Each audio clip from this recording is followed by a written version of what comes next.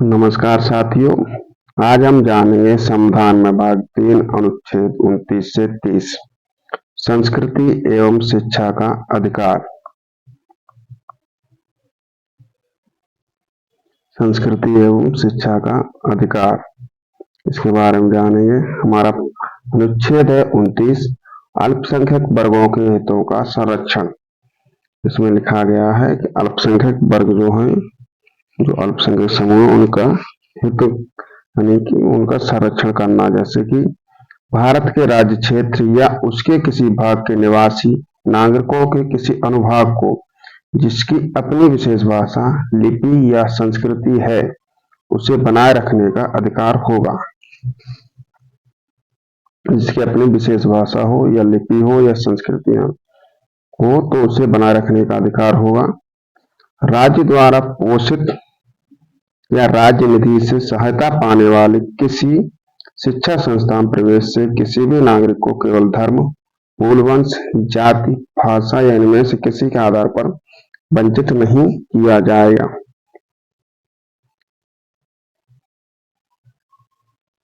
अगला है अल्पसंख्यकों के हितों का संरक्षण।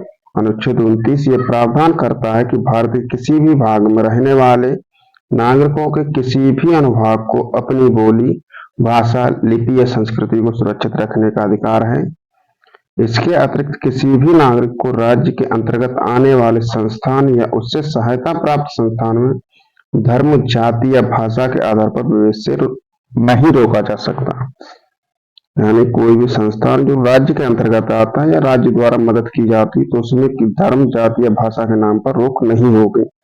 अनुच्छेद 29 धार्मिक अल्पसंख्यकों एवं भाषाई अल्पसंख्यकों को सुरक्षा प्रदान करता है। जो धार्मिक अल्पसंख्यक हैं या भाषाई अल्पसंख्यक यानी कि जनजातियां, उन्हें ये सुरक्षा प्रदान करता है। हालांकि उच्चतम न्यायालय ने व्यवस्था दी है कि इस अनुच्छेद की व्यवस्था केवल अल्पसंख्यकों तक ही सीमित नहीं है, जैसा कि सामान्यतः माना जाता, क्योंकि नागरिकों के अनुभाग शब्द का अभिप्राय अल्पसंख्यक एवं बहुसंख्यक दोनों से है।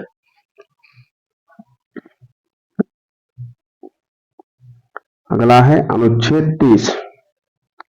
अनुच्छेद 30 शिक्षा संस्थाओं की स्थापना और प्रशासन करने का अल्पसंख्यक वर्गों का अधिकार। धर्म या भाषा पर आधारित सभी अल्पसंख्यक वर्गों को अपनी रुचि की शिक्षा संस्थाओं की स्थापना और प्रशासन का अधिकार होगा। खंड 1 में निर्दिष्ट किसी अल्पसंख्यक वर्ग द्वारा स्थापित और प्रशासित शिक्षा संस्था की संपत्ति के अनिवार्य अर्जन के लिए उपबंध करने वाली विधि बनाते समय राज्य सुनिश्चित करेगा कि ऐसी संपत्ति के अर्जन के लिए ऐसी विधि द्वारा नियत या उसके अधीन अवधारित रकम इतनी हो कि उस खंड के अधीन प्रत्याभूत अधिकार निर्बंधित या निराकृत ना हो जाएं। अगला है दूसरा है शिक्षा संस्थाओं को सहायता देने में राज्य किसी शिक्षा संस्था के विरुद्ध इस आधार पर विवेक नहीं करेगा कि वह धर्म या भाषा पर आधारित किसी अल्पसंख्यक वर्ग के प्रबंधन में है।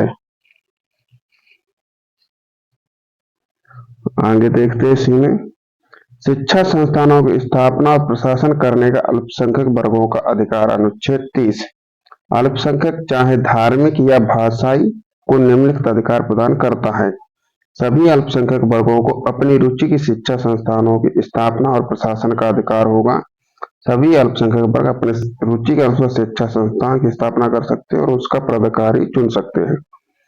राज्य द्वारा अल्पसंख्यक वर्ग की शिक्षा संस्था की किसी भी संपत्ति को अनिवार्य अधिग्रहण के लिए निर्धारित क्षतिपूर्ति राशि से उनके लिए प्रत्याभूत अधिकार प्रतिबंधित या निश्चित नहीं होंगे।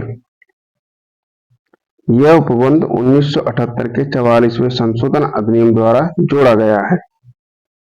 जो ये उपबंध है, ये 1978 के 44वें संशोधन अधिनियम द्वारा जोड़ा गया। राज्य आर्थिक सहायता में अल्पसंख्यक द्वारा प्रबंधित किसी भी शैक्षणिक संस्थान के साथ भेदभाव नहीं करेगा। इस तरह अनुच्छेद 30 के तहत संरक्षण अल्पसंख्यकों, धार्मिक, सांस्कृतिक या भाषाई की सुरक्षा का विस्तार नागरिकों के किसी अनुभाग के लिए, जैसा कि अनुच्छेद 29 नहीं है।